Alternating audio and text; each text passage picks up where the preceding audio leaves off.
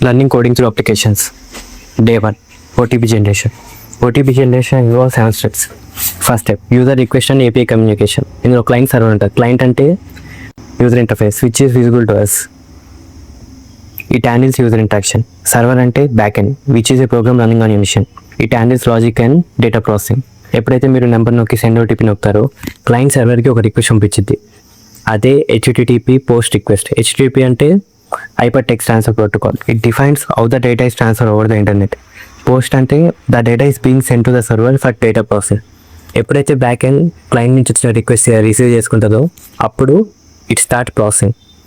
ఈ మొత్తం client request server మొత్తం క్లయింట్ సర్వర్ ఆర్కిటెక్చర్ అంటారు. Second step, OTP generation. Here server uses CSPRNG అని పెడతారు. సిఎస్పిఆర్ఎన్జీ అంటే cryptographical secure pseudo random number generator.